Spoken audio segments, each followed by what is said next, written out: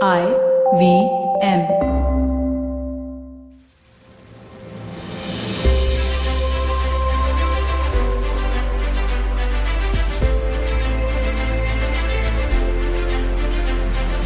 Welcome to the show. This round is on me. A few years ago, I was in that dreaded position that parents find themselves in, where they have to get their child admitted into school. I had my ear to the ground about admission tips and tricks for different schools, and one name that kept popping up was Ascend. It was one of the newer schools, and I hadn't heard much about it before, but it was one of the few, if not only school, which interestingly insisted on taking a tour before applying. So Jay and I went along more to ensure we were covering all our bases before making a decision, but in fact came away mighty impressed. And it's obvious we weren't the only ones, because overnight, this school went from becoming one that was actively pursuing student admissions to one of the most sought-after educational institutions with a long wait list. Today, I have as my guest the visionary who set out to rethink the age-old system of education and is setting high bars to transform learning for the young ones. Aditya Patil is the founder of the Ascent International School, whose philosophy is based on making children want to learn more, being led by their curiosity and guided by a curriculum that is always evolving. Hello, Aditya. Welcome to the show. Hey, Gauri. Thank you for having me. Thank you so much. So from what I know, you've grown up in a family of educators, from your grandfather to your father. They've set up schools in various parts of Maharashtra. How has this shaped your childhood and your thinking? I think, again, the idea of starting a school, I think, came basically from my father. I think he was being interviewed many years ago about what he would want to do next. We run various businesses, so the magazine which was interviewing him asked him what he wants to do next or what he would want to do later on in life as something that he would aspire to do. And he said he wanted to start a school. And I think that's when the idea of starting a school in Ascend came about many, many years ago. For that. But I think, again, I've always been around schools. I have our foundation runs a bunch of schools in rural Maharashtra in Sangli district of Maharashtra. And I've always seen schools, traveled to schools. And I think schooling is something which all of us have experienced in our lives. So even my schooling experience, I think, was a huge influence on me starting Ascend or starting a school like Ascend at least. And what I experienced during my education journey, right from going to school here in Mumbai to college to post-graduation here in Mumbai as well. I think all of those experiences shaped what I wanted Ascend to look like when we began the school. So, can you elaborate on that a little more? Because I know that Ascend has partnered with a school in Seattle, and so, takes a lot of inspiration from the education program abroad. So, what kind of drove you to take that direction, given your education journey? So I think, one of the things I was really clear about is I wanted a different school than the school that I went to. So we start off with that I did not particularly enjoy my schooling experience. I did decently well in school, but I think the learning aspect was missing. I really, when I was doing my post-graduation degree, is when I actually understood math can be fun, or math is fun, rather, math is fun, and I can learn it in a different way. So I think one thing was that I wanted something different than the school that I had gone to or the kind of education system I had been through. And secondly is that there were already a bunch of other international schools in Mumbai that had already started off, and there were other IB schools. So we wanted to sort of look at or start a model that was different than just being a traditional IB school also, because even an IB school, you can be a traditional IB school as well, which is the point from where the quest to find a school that is different or that does things differently already began, because we had never run a school like this or an international school before.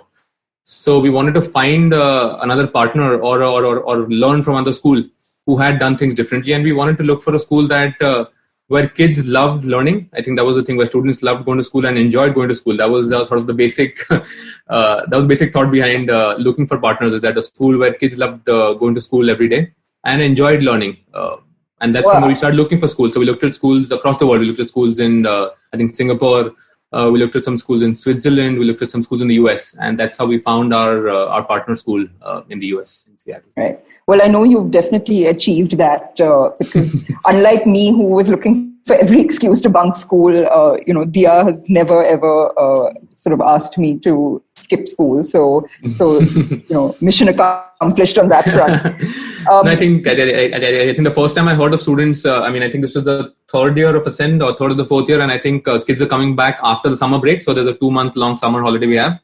And I think all the kids were coming and we meet them when they come in. I meet them at the door when they come in usually after the break. And they were all talking to me about how lucky I was that I was at school the whole of summer and they couldn't come to school the whole of summer. So that was the time when I sort of had the sort of realization that kids are like coming to school. And I think that part of our initial thinking was being met. Yeah, well done on that, because that's a serious achievement in my eyes. But, again, sort of coming back to this idea of setting up a school, you've obviously not had a sort of any formal training in education, and just from an entrepreneur's perspective, how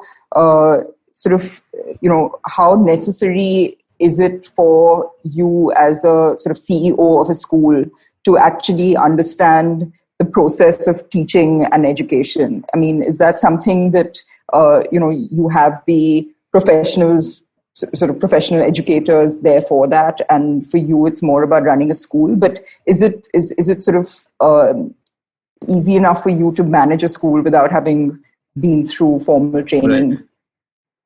That's actually a great question. I've not thought of it in detail, but I think one of the things I often think about is that because I haven't done a school before, we were able to do Ascend in this particular kind of way. If I had some background in running a school, I would have had a particular fixed mindset of how a school should be, what it should have, what it shouldn't have.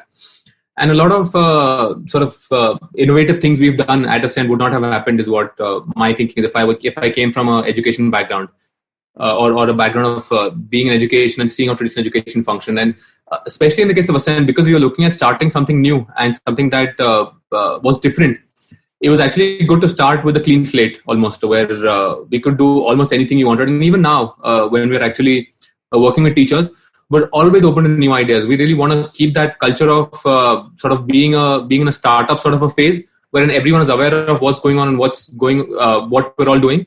And also have a pretty flat organization wherein I work with teachers, I work with our principals as well, and our teachers very closely. And again, that the whole side of teaching and sort of being a teacher came from working with the principal. So we have a principal at school, and we have 3 different principals now. We have a primary school principal, we have a middle school principal, and a high school principal now. So I think those are the partners who I really worked with to solidify my understanding of teaching and learning and the sort of logistics of what it is to teach and work in a classroom. And I think that partnership really worked when I came in from a blank slate of what can we do differently, and someone else who came in and worked with me who understood how education is and what teaching and learning in a school looks like and how we can change that. So I think that sort of partnership with the principal and me really worked well. Who came from a teaching background, I came with a clean slate, I think. So that actually makes Ascend, I think, what it is today. Yeah. And this is so interesting because this absolutely echoes my experience in the F&B space, where I had no background in hospitality. And, everyone assumes you have to have been through sort of, hospitality management school or chef training or whatever. And we literally, I'm a lawyer and accountant by education and profession. And my husband was a techie. So, it was really coming at it with a fresh pair of eyes and being driven by, a gap we saw and wanted to sort of create a space that we would want to dine in. And so it wasn't kind of jaded by any, sort of formal, formal process that we had to follow or, any formal traditional concepts of restauranting. So it's really interesting just from a, entrepreneur perspective that you had a similar experience. So coming back to the, education system, there are so many alternative learning systems, around the world, like the Waldorf education or the Gurukul system in India. How are these practices similar, and, how have you sort of chosen to take from them and sort of combine it with the International Baccalaureate curriculum that Ascend runs? So again, I think it's really important for everyone to understand that the International Baccalaureate is a framework. It's not really a curriculum. They don't really tell you what exactly to teach. They lay a framework around it, which is why it is is what it is. A school can adapt it the way they want to adapt it across the world. And that's why it's so universally applicable in every country in the world. Wherever you want, you can have an IB school. So they give you that framework, and within that framework, you can teach using textbooks if you wanted to. You can teach using taking kids out of the classroom and just doing outdoor learning, however you want. So I think that's one of the things that attracted us to IB. I think what most people do is they set up to start an IB school. We wanted to start a different school, and we decided to have the IB framework, which gave us that sort of pathway to be able to structure things the way we are doing it, and also have that much flexibility in terms of teachers and how they can innovate curriculum and curricula across the whole school. So I think again, coming from that sort of clean slate background of thinking of what works for kids, our aim is always, even now and even today, whenever we're in any discussion, any meeting, and if there's a decision to be made, we always ask ourselves and each other, if it works for the kids, we're going to do it. So Waldorf, there's Reggio Emilia, which came out of Italy, there's Montessori, there's the Indian system as well, the way we do things here, and we've done things for decades together. So I think we as a school try and pick what works best for us and for the kids, and sort of use that. And we try a bunch of different things. I think it just works for that, and I'm sure that way. I mean, even with with food as well, I'm sure that way when you try a different dish, and that's how it works. If someone's already created it, it's already there, and it's not really unique then. So in the same way, we read about different things. Teachers do a lot of research, look at what works in education, and what we know about our brain and how our brain develops and how we learn. And we use that in the classroom, and we try it out. If it doesn't work, or if it doesn't suit our context, I mean, everything has to be contextualized, is what we strongly believe. If the Waldorf system works in a particular part of the world, it's not necessary for it to work here. Some parts of it might work here, and those are the parts that we will pick from it and use in our system. Same way with Reggio Emilia or even the Indian system. I mean, we learn. We do math differently. We do math differently, and a lot of things we do in math are something that we do at Ascent. We've implemented those things at Ascent, where we teach differently. We do a lot of we do some part of rote learning as well. And I think why we talk about why behind it again. That's the most important thing. Wherever we pick anything, if it works for kids, if it works for students, it helps in a certain way. If the why behind it is strong enough, we're able to use it, and we're able to sort of sift through the clutter almost of the different sort of models available as to, once our why is clear, if it works for kids, we adapt that and take that from there. Right. So it's, my personal experience, a lot of us have been through that rote learning system of Indian education that, you mentioned for yourself as well. And, we've been to sort of good colleges, had good jobs after that, broadly turned out okay, I think. Right. But today the whole scenario is completely different. And I know for me, when I was I came to a point where I was making a decision about school for Dia, it was a very sort of confusing sort of situation to be in as a first-time parent. So, there's so many different styles of teaching and learning available. How does a first-time parent navigate these choices? I think we always encourage, this is also, especially in your case, when kids are Dia's age and even younger, some of the kids who come to us, this is also the most important decision you'll be making for them without them knowing anything about it also. So there's that added pressure that parents feel a lot of times about how do you make that decision.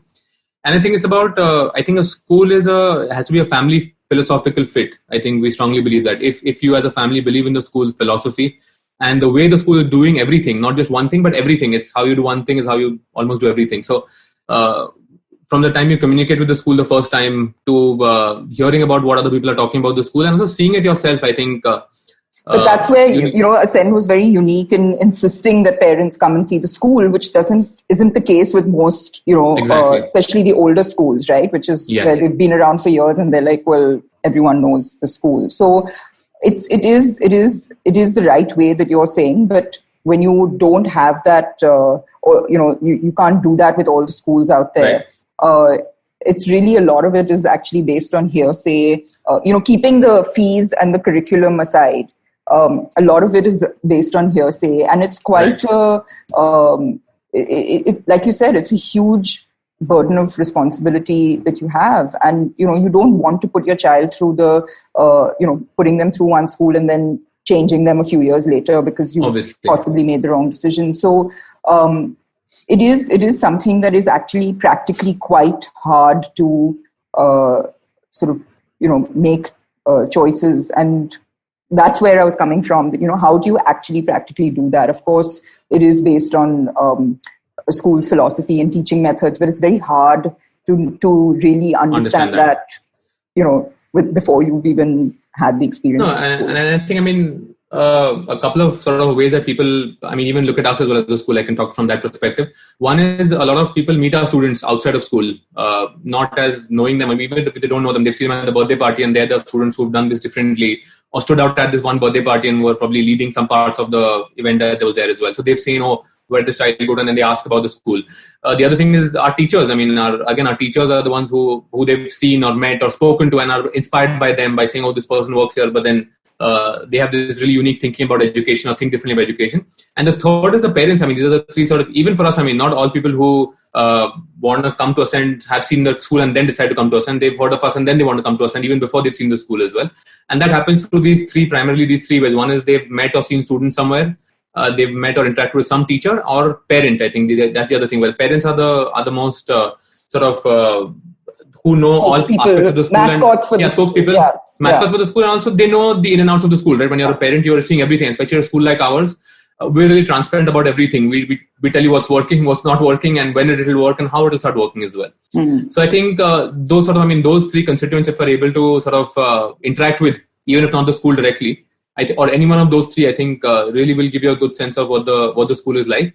And also, I think a lot of parents talk about this. When especially people who move from outside of India to India, they only pick us because our communication was really prompt and great with them. That's the only sort of reference point they have in the beginning before they come see us. So this is when we emailed these 5 different schools. Ascend wrote back and was responsive, was able to understand what we needed, was flexible, communicated with us as though we were Aditya and Gauri, not as dear parents or dear this. So I think those small things that school communicates to you, even if they don't answer your phones or they don't reply back to your email, even that's a sign, I think. So I think people look for all these things. Again, it's so funny how I can draw so many analogies, even with our business, where, chefs or people working with us have, approached us, and, we're not the only restaurant in the city. There's so many. And often they just say, you were the only one who replied to us. And so I think that first impression and that, proactiveness really counts for something. Yeah, exactly. In terms of a culture and, sort of showing what the culture of the organization is. So just sort of coming to now the aspect of teachers, schools and colleges in India are opening up to be influenced more and more by sort of global cultural practices and beliefs. And I know, Ascend has a system of having an expat and a local teacher in a class. And obviously this does expose the children to a very open learning environment. And I know more schools are following this. Why do you think we need expat teachers to teach our students here? Great question. I think that's something we constantly talk about this at school as well. What are the different constituents bringing to the school? So I think one is, so in our classroom, both the teachers are co-teaching together. So they both teach together and have the same role. They're doing it together. So I think it's really important for students to see teachers working with someone who doesn't look like them, who looks different than them, who is from a different place, but they're able to work together. So one of the biggest values we're trying to instill in our students at Ascend is collaboration. I think working with someone is one of the biggest sort of, abilities that will help them in the future as well. And they can see. So we want to model that in the way that these are two individuals who clearly look different and are from different backgrounds that you can see even as a 5 or 6 year old as well. And they're working together. So it's possible for everyone to work together and work with each other. So that was one thing. And also I think both sets of people bring different perspectives. I think that's what we want our kids to have. At the end of the day, I think the most interesting people that I know have had multiple perspectives in their life journey that they've had. They've done multiple roles. They've met multiple people. They've done strange and odd jobs a lot of time, which have taught them so much more than what they could have even imagined. So I think that's what we want. We want two different people from completely different perspectives to come in, or at least have two different perspectives built in the classroom. And that's what the expat teachers bring in, a whole different perspective, which is not very regular that's seen by teachers here. And the local teachers bring in a sort of different aspect into the classroom. So the planning of the class is very interesting, and we spend a lot of time planning every lesson. We don't just it's not a planned set up curriculum, and you're well aware of that as well. We plan every lesson as it goes along. So we're not a school that plans our lessons in June for the whole year. Right. So because planning is emergent and teachers have so much ownership over curriculum, because these two different perspectives help build curriculum every year. And that's where I think the sort of uniqueness comes in place, wherein a person who's not from here and a person who's from here is building curriculum together every year to suit the kids who are in their class for that particular year, to suit their needs. So I think the two perspectives are really priceless for us. The work ethic is different as well. I think a person who's not from here brings a different work ethic. A person who's from here brings in a different work ethic as well. We again talk to all of our expert teachers about what it means to be here, what it means to live in Mumbai, what it means to work here, what are some of the Indian values we want as well. I mean, simple things like we respect our books a lot more than any other culture does. So you cannot be touching books with your feet. So just small, simple things like that. So we're trying to amalgamate two different cultures, which we understand and building that way. And I see even today, I mean, I think 5 years from today, that will be even more prevalent. But all the organizations or all the sort of large organizations that our students might want to work or even build in the future will entail people not from here working with them. So I think this is sort of the a really sort of it's early giving you stage exposure without having to leave the country, possibly to cultures beyond your own. To cultures beyond your own. And I think students talk about that a lot. I think a lot of times even students who come from different backgrounds who come into our school or from different countries who come into our school, there's a, I mean, when you're 4 and 5 and someone who looks different comes into your class, your first tendency might be to make fun of them. But then that makes a great teachable moment right there, wherein what if you went somewhere else and you look different then?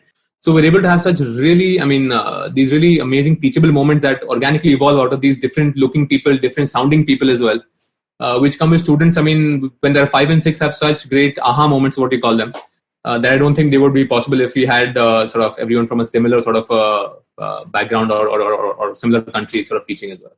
Right. Very interesting. So, let's talk about something that's been on everyone's mind recently, the new educational policy. It's the first of its kind in 34 years, and it's set to change education in India on a broad spectrum. What are your views on this policy, and what are its implications on the private education sector? So I think a lot of the things that the new education policy talks about are already being done by a lot of private schools in India. I think it really reformed the government-aided schools and the state board schools. I think that's where the real change will come in place. I think, like you spoke of just before in the question, it's a welcome change. I think this change was required from a very long time.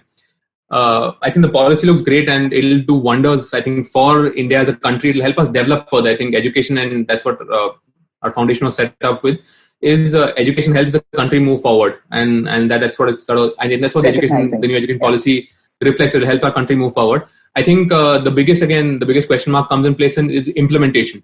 I think that's where everything really, it boils down to that. The idea is great. It is exactly in line with what the world needs and what India needs currently and what the world is looking for in India. But I think implementation is going to be critical in this phase. And like I said, education is something that's so people dependent, where we have to have the right teachers and the right people implementing this sort of program, and also sort of implementing the policy in the right way. I think that's where I think I sort of have my sort of attention towards how is this going to be implemented is more important for me. But the policy is great, like I said. It is a welcome change. Is this something that, when it comes to your in your family's sort of other schools that it's involved in, that you see sort of significant changes being made in those schools in the sort of more rural areas to implement these new policies? Definitely. I think these policies are going to help a lot of kids who are in state board, state run or government aided schools. I think that's where the change is required from a very long time, and that's where it will come in. I think what we want to focus on, what we as a foundation are looking at, is how we're going to teacher training and how we're going to train teachers for implementing this new model, because the model can change and the framework will change. But I think, again, having those teachers ready when that change happens to be able to work in this particular way and being able to build the program, keeping all these sort of new changes in mind is what we're looking at. It's easily possible that the policy says these things, but when it's being implemented, it is being implemented in a completely different way, which is what we are trying to, like I said, focusing on. But yes, it'll be a huge welcome change in education. And I think our country will really benefit from all these changes that have been planned in the policy. Yeah, absolutely. So, given the current teaching system has moved to a digital format, do you think the formal education system is going to be compromised this year? I think the formal education system will be has to either enhance itself and grow to adapt to this new age of learning and teaching. I think there's no doubt in that. And if it doesn't adapt, there will be other systems that parents will opt for that will offer this sort of a system. Just to give an example, I mean, we did a small sort of a design thinking workshop with our kids in one of our schools in Sangli, wherein we did a 3-session design thinking cycle with them, where we explained to them how a design thinking cycle works, wherein you identify a problem in your context or in your community, how do you prototype for it, how do you get feedback on your prototype, and how do you improve your prototype at the end. So we sort of did the whole design thinking cycle with them. And these are again kids who maybe 5 months ago did not even know Zoom existed, who 5 months ago did not even know you could talk to someone on a phone or via digital device. And we were able to do that by sitting here in Mumbai. We were able to connect with kids in Sangli and work with a group of kids, with a group of 60 kids, and actually talk to them about design thinking in a different language. They're all Marathi medium schools, so in the Marathi language. And this is what these are kind of possibilities that have opened up because of this online learning platform. Right. So it's a time for education to pivot. Is, I think, coming back to your question, I think a lot of the tools even we as a school at Ascend in Mumbai are using only for the digital, I mean, right now in this online learning phase will be incorporated in our day-to-day school when we go back to physical schooling also. I was going to come to that. Tools. Yeah, and I was going to ask that, is this a sort of temporary format, or are there actually, has this escalated a process that was sort of overdue anyway or bound to happen, and it's just kind of, brought it to the forefront sooner and is here to stay?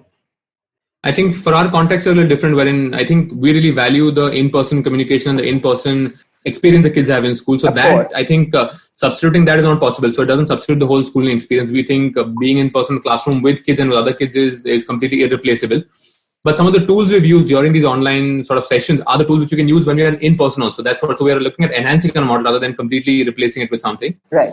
So for us as a school, a lot of the online tools we're using now are actually helping us differentiate our lessons a lot more and giving us those tools to differentiate lessons across kids in the same classroom. So those tools we'll continue to use because we're a school that focuses on differentiation and instruction. We really want all of the 18 kids in the classroom to be challenged equally and challenged at their own level, not being challenged at the same level. So these tools are really going to help us with that. But in other schools where maybe you can say the state board schools or schools in remote areas where teacher access is an issue or there aren't enough teachers, I think this online model could fully replace a large part of the schooling experience, wherein Zoom could be the medium where we could have some really smart teachers teach kids on Zoom. And I think there was a survey or there was an article that I read a few years ago now, which spoke of which someone had done a survey wherein as you go further away from metro cities, there's less and less willingness of teachers or less availability of teachers. So the metros have the most availability of teachers, whereas the further away you go in sort of a concentric circle away from a metro city, that it's that much more difficult to hire a qualified teacher. So for those sort of spaces and those sort of schools, this online learning has opened. Like I said, there were kids who we worked with recently as well from our foundation, who, like I said, 5 months ago, if you told me to do a Zoom session with them, I would have said it's impossible and I would have laughed at the person who brought this idea up. But we did 3 sessions with them. Kids really enjoyed and were looking forward to all of the sessions. So I think for those sort of schools, this is game changing, I think. Yeah. So it's actually given them the opportunity for education, which they may not even have had before. Right. Yes, exactly. Yeah. It's opened up a lot of doors. But, as you said that sort of coming back to a format where, the sort of physical interaction has been an option before, social interaction is so critical, especially at a young age when you're developing your habits and social behavior. So how can that be managed in the current situation? So I think what we've started doing, and I think we saw it when we've done it with the kids outside of Ascend as well, is using Zoom for social time. It's literally getting on a Zoom call without an agenda. Just like how you would hang out in person, because you can't meet anyone in person. I think that the next best thing is for us to, so we do these Zoom snack times. So whenever kids have snack, we just ask them to turn their cameras off. They can just talk and not look at the screen. But is have some verbal dialogue with someone about something generic, not with an agenda, or not with something. A structured learning process, yeah. Not with a structured learning process. It's just so social time on Zoom is one of the ways that we're really trying to see that. So the medium right now is only through a digital online platform. So that's the only safest way that we can ensure social interaction. And I think even with parents, we're sort of, I think screen time is one of the biggest conversations where we're sort of hearing from everyone. But I think it's also, that's the only way to connect with, right? I mean, if you want to connect with anyone, the only way to connect is through a screen. If you want to meet someone, then I mean, it's again a personal choice of what sort of that entails for you or doesn't entail for you as well. But so everything you can do on a screen, where you can set up play dates on Zoom, where you can actually do, there are games you can play online as well. You can even play games on other platforms like WhatsApp. You can have some sort of a game where you are not really talking to looking at each other, but you can play simultaneously as well. So there are various sort of these, I think, tools that we can use to connect kids and to look at to somehow try to replace social time. I don't think we can replace social time at all. I think that those are all of our we're trying to do it with the best possible effort that we can through these ways. Sure. So, one of the most interesting things for me as a parent in this sort of virtual world of school has been that it's given us as a family the opportunity to do school from anywhere. So currently we're sitting in Alibag, having school during the day and enjoying farm life the rest of the time. And one of the coolest things for Dia is that because we're in Alibag, she only speaks Marathi with everybody here. And she suddenly, I'm so jealous of her because she can speak way better Marathi than me. And she's 7, and I'm like, this is so cool. I'm so happy for her. And so it's quite interesting for me as a parent, just sort of seeing this sort of parallel, education and development happening outside of the formal education process. And I'm also reading a lot about around the world. You're seeing a growing number of children being homeschooled. Yes. And I believe and that could be for a number of factors, including sort of now not being in the same city that you previously were, or not maybe being able to afford the school process, because of the current scenario, etc. So, or just out of as a personal choice. For a parent. So do you see this practice being picked up in India as well? And, is it really viable from, an educator's perspective? So I think one is that, yes, we're hearing lots of parents who've moved maybe outside of Mumbai and are really able to give their kids time in the outdoors. I think even farm life, like you said, it's really rare, or I mean, I don't know if it would have been possible before this for her to experience farm life for such a continuous period of time and actually be there and see the whole process. So we're seeing a few parents who are going into different settings which they wouldn't have been able to go to as long as they have access to internet. They're able to give their kids a whole different experience that they might not have even thought of before. And I think that's amazing. Where you can add it adds to their sort of schooling experiences is what we see. I think replacing the schooling experience completely, I think that's it's sort of a big commitment from a parenting perspective as well. I think homeschooling is really different. And I think in India, there are lots of resources that parents can use for homeschooling as well. But then it also involves the sort of long-term commitment from the parent perspective as well. Right now, because we're in lockdown and we're all working from home, yes, it does seem like a viable option right now. But I think when things do go back to normal, which they could go back to in a year's time, maybe, I mean, we don't know when they'll go back to normal. You need to think of whether it'll be sustainable at that point in time or not. I think that's from where I think that's the way we look at it. But I think this different experience that students are getting now of living outside of Mumbai in different sort of either farms or wherever, or any outdoors. Kids are going on treks in the evenings or in the mornings before school and come back and sharing stories of that. I think that's such a unique opportunity, and this will help kids grow and learn in a completely different way. And I think they're fortunate to have experienced that. I think all the kids who are getting through that are really fortunate to have that. No, absolutely. But do you feel that homeschool is a viable option? I think it's almost, I mean, I represent the other side of homeschooling. Well, exactly. So, I mean, I'm going to pin you on this. I'm not going to let you go without sort of, I mean, that's obvious. Obviously, you're a proponent for the right.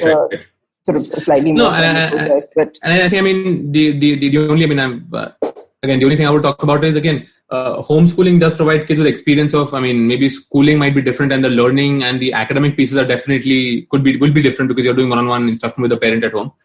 But the social aspect is something that will be sorely missed, actually, I would say. No, not just but sorely missed. I think that's where I think, even in our model, I think we really believe kids learn a lot from kids. And spending that solid 7 or 8 hours with your age group peers, not just with kids, but with the age group peers, really teaches kids a lot. And a lot more than what we can teach them even at school. So I think that's one part of sort of the social interaction pieces that will be missed in homeschooling, that is being missed across, even right now, I mean, where parents are doing it as well.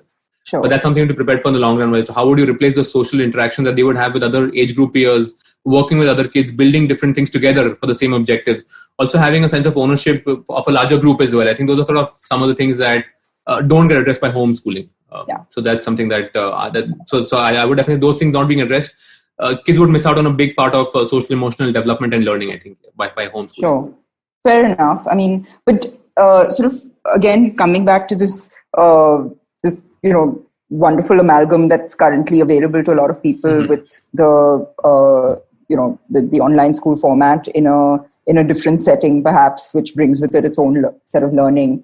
How do you think that this is going to impact, the education process going forward? So just like we talked about with, digital medium being here to stay, this interaction of, having a different learning environment, possibly the format of assessment as well, is there a possible sort of relook at the whole schooling process happening right now? No, I think, again, for the time that is required, it will definitely function the way it needs to function. I think it's more of a requirement right now, which is why it's functioning. I don't think in the long run, kids being away from a physical schooling environment will really help them get the same experience as a student who goes to a physical schooling environment. It will be a difference in the experience. But I'm sure there will be models that will come up that will allow students to be able to, sort of a hybrid sort of a model wherein you're not being homeschooled completely, but you're having some exposure to an educator who's online working with the students or with a group of students. But then you're not physically meeting every day. You're maybe physically meeting once in a while. But there could be an emergence of that sort of a model of the way that you're talking about. There could be an emergence of that sort of a model in education, for sure. So, coming to slightly older sort of students, the college process, and, you sort of next year you would have a sort of graduating batch of 12th graders.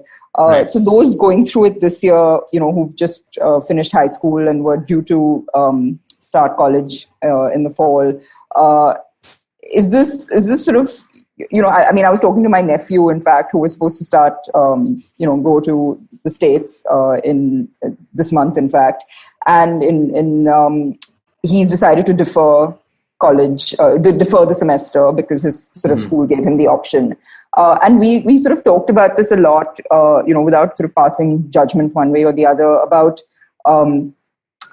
whether sort of students should expect things to go back to the way they were, or, is it a matter of looking at things with a sort of with a different perspective and recognizing that, perhaps this is a challenge that we have to deal with, but, life goes on, rather than saying, okay, life's come to a standstill for this semester or this year, and I wanted to, I'm just going to ignore this blip and continue, next year or whatever. So what would you, how should students be thinking about this, this current scenario, and what would you tell sort of, students who've just graduated from high school and about to embark on a college experience?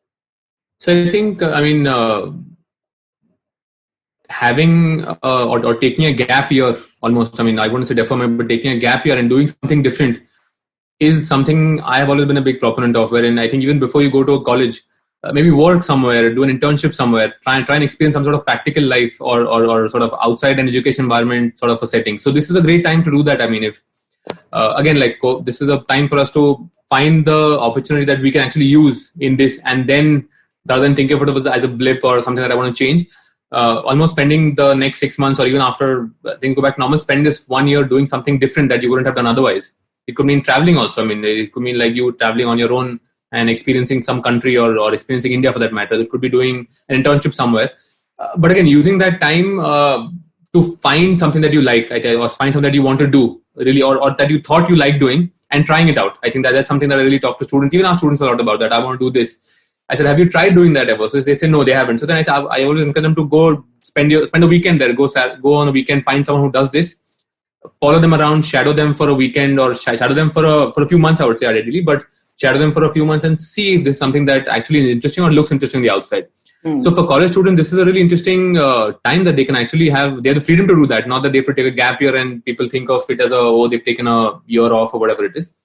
And I know a bunch of students in the US currently, not just during the COVID time, but even earlier in the last 4 to 5 years, who finish high school and then for a year or so try and either do projects. I mean, a lot of them maybe have their own startups that they want to work on or have something that they want to work on and take a gap year for 1 year and then go to college the following year. And those are the students who actually have experienced that 1 year in a very different way. Again, getting that practical experience is really important. So they get that practical experience of what is not and what is not. And this is a year that students can use to do that. So that would be my sort of advice to students. So again, look at it positively and take advantage of the time. Take advantage of this. Don't use it as forget this year or anything like that. So I think use this year, learn something new, do something online for that matter. There are so many online options that you can actually now... You can work for anyone literally in any part of the world. If the willingness is there, you can do that. So it's a really unique opportunity that you can take advantage of, I think, right now. That's what I think we need to focus on now. Is I think how do we use this and how do we pivot from here to make this work for us, I think is the only way to look at the current situation for me. Yeah, and it's actually a good lesson in that, right? In sort of dealing with something unexpected being thrown your way and how you kind of maneuver around it and still take advantage of the situation. I think all of us are in a way getting trained, I think, to deal with this. No, for all of us. I mean, in a work scenario, you probably face it all the time. But for a student who's still going through the sort of slightly more structured route, this is an early experience of that, and I think actually a great lesson. So it's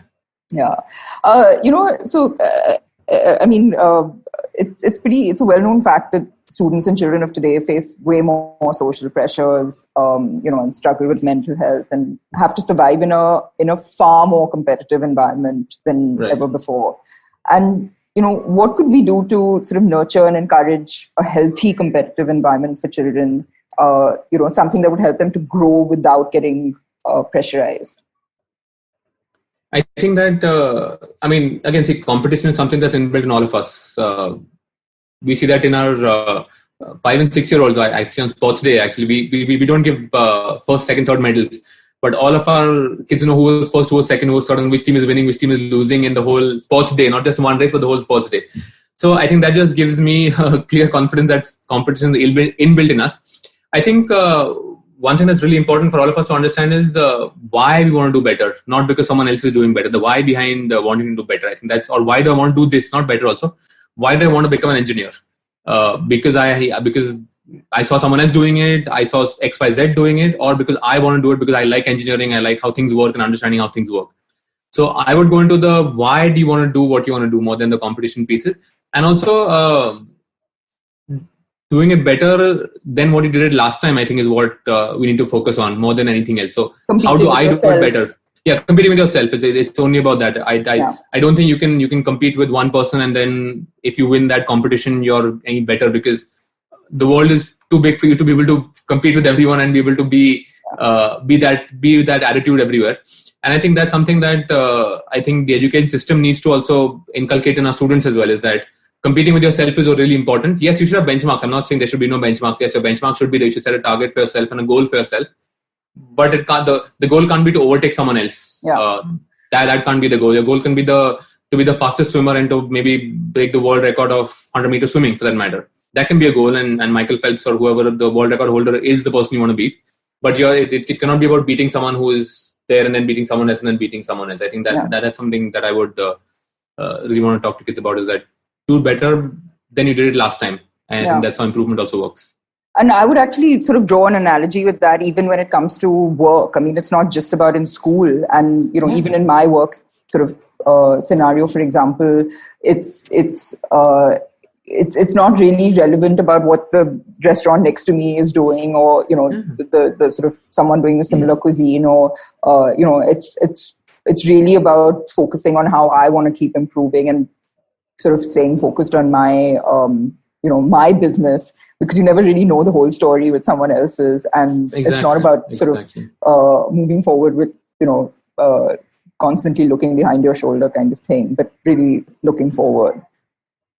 And I also think the whole process of, competition, I think a big part of it is also self-reflection. I think we don't really focus on that a lot during, because competition is, I mean, if you reflect on what you've done, then you can do better. So I think just thinking of competition differently. It's not just about beating someone or just getting better than someone at any cost. It's about what did you do last time that didn't work, and then moving on from there on, I think. So it's looking at competition that way. Yeah. So, I know my daughter unwittingly is always sort of throwing these gems at me, and I often find myself sort of, really taken aback by the simplicity of a lot of her thoughts. And so I'm sure, even you as a sort of being surrounded by students, learn from, the young ones as much as Sure. you're teaching them. And what are a few of the things that, the younger generation has taught you that sort of nobody could have taught you better? I think one of the lessons I've learned from students and from our kids is living in the moment. I think they're experts at that, wherein they're living in the moment. The moment is everything for them. There's no after, there's no before. The moment is what it is, and I think they take the most. I think they take the most out of the moment. I think that's something I've learned from kids is that. It's that mindfulness, right? That we're all trying to master the art of as adults, and here they are doing as adults, yeah. So the kids are doing it. It's about being present in the moment and giving that moment your fullest that you have. I think you can't really you can impact the future, the past you can't change. I think that's one really valuable lesson I've learned from kids. And I think also kids are, honesty. I think that's the other thing where kids are really honest with you. Especially 4, 5, 6, 7, 8-year-olds will tell you exactly what they feel and what they think. So I think honesty is the other thing wherein it's really important to be honest, and how that actually works with yourself. I mean, you're talking to yourself also, self-talk. I think that's really important. Being brutally honest with yourself. I think that's something that I've learned again from our kids, is that you have to be brutally honest with yourself and being in the moment. Lovely. So now we're going to come to a slightly lighter, more fun part of the show, which is you have to sort of say the first thing that comes to your mind. Hopefully these are questions that you haven't been asked before. So tell me, what's your comfort food, something that you can eat every day? Dal khichdi. Why do so many people say the same thing? It's so funny. Yeah. What's been your all-time favorite subject? I would say computer. I mean, it was computers in school, but more design and technology. I would say computers or design, because when I was in school, I was really inspired by computers and what they could do. So computers or design and technology now is what it's called. Mm-hmm. What's the best book you've read this year? I read a really interesting book by Peter Thiel, 0 to 100, 0 to 1. It's called 0 to 1 by Peter Thiel, and that's one of the books that's really inspired me this year. What's it about? It's about it's a business book. So it talks about whenever you take an idea from nothing to existence, it's 0 to 1, right? You're going from nothing to 1. So those are the kind of ideas that change the world, rather than the 1. So from 1 you can take an idea to 2, 3, 4, 5, 6. Those are incremental changes. But 0 to 1 is the innovation that happens, or the game changing, or the quantum leap that can happen in your idea or in the way you do things. So you should always aim for the 0 to 1. And once you're at the 1, then other people can do the 2, 3, 4. But the people who do from the example is Facebook. They started social networking, and there was nothing that existed before that. So those sort of things. So that's what really inspired me, that the idea, or whichever idea you have, should be something that's not incremental, because then that will create some impact. But if you really want to dent the universe, you have to have the 0 to 1 idea. Right. Interesting. Who's been your role models or mentors? I think currently I'm really inspired by Elon Musk. I think if you talk about general people outside, but I think in terms of mentor and role model, I think my father. I think he was the most inspiring figure and has had the most amount of impact on me. So I think I would say my father has been the role model and has had all the sort of and also the mentor as well. So I think my father also. And what's your definition of success?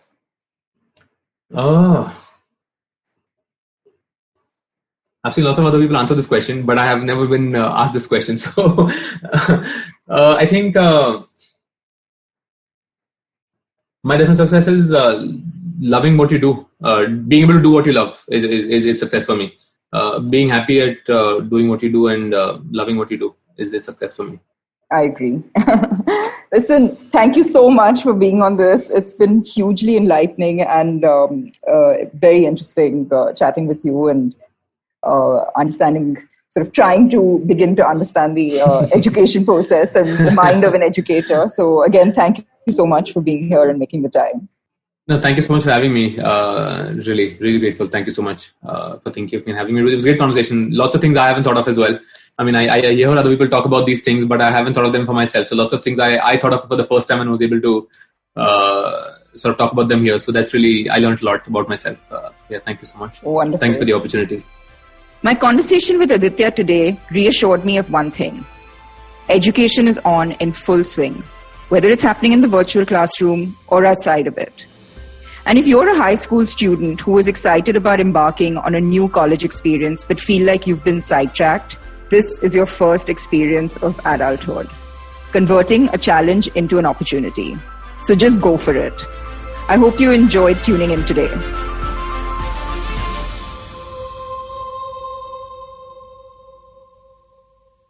I hope you enjoyed that show. I'd like to thank our sponsors this week, Intel. It's been a great week on the network this week. If you haven't been paying attention, please do listen to some of the shows. We had Chetan Bhagat. This was the first returning guest on Cyrus Says. Do check that out. Great episode. We had Palak Zatakia on Advertising is Dead. Really interesting conversation was had with Varun. We had another crossover on the habit codes. Zarina Poonawala showed up over there to have a discussion with Ashton about anxiety and pressure. Begin the Journey with Ashish Vidyarthi continues to kill it. Please definitely do check it out. An old friend, Vijay Koshi, was on Storytellers and Storysellers. Do check that out as well. And I'd like to mention one thing. If you're a Tamil speaker, you should definitely check out our podcast, Kadai Podcast Punyan Selvan. Kavita Jiva has done a fantastic job to finish up her first story. It is the last episode which just came out last Monday. Do check it out if you speak Tamil. It is an incredible achievement. Please do check that out. And with that, hope to see you again next week. Hi guys, this is Ayushi. And I am Ritasha. And welcome to Agla Station Adulthood. It's a fun podcast we've got going on and we'd love for you to tune in and enjoy with us. Join us as we stop at various stations and discuss different topics that seem to be bothering us and hopefully Dating, you as well. Relationships, beauty, just being an adult, lots of different things. We don't have a great grip on it, but we've done okay so far. Catch Agla Station Adulthood every Thursday on the IVM app, the IVM website, or wherever else you get your podcasts.